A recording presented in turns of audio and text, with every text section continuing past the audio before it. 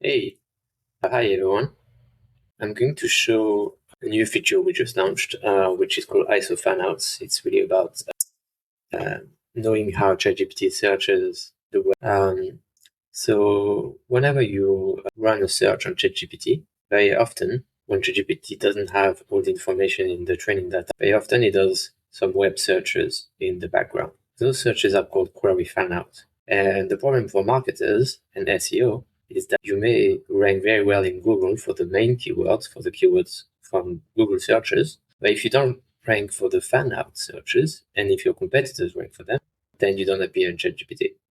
So we just launched a feature where you can essentially go into output any number of prompts. That's a big difference with Chrome extensions, which allow you to see just one prompt usually.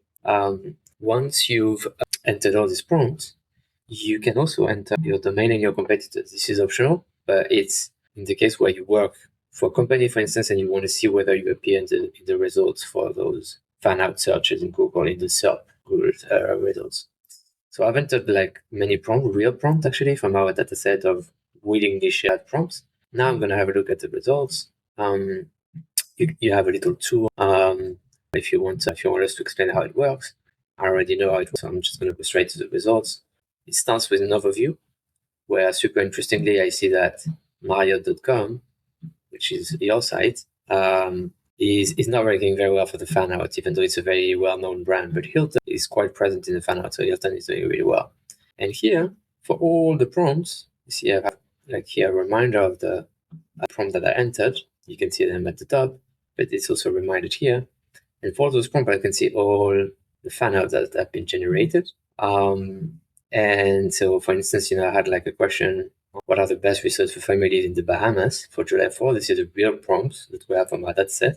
And I see that ChatGPT generated a fan of best Bahamas family resort in Disney or Brook Beach. So this is the Google search you want to be present for, right?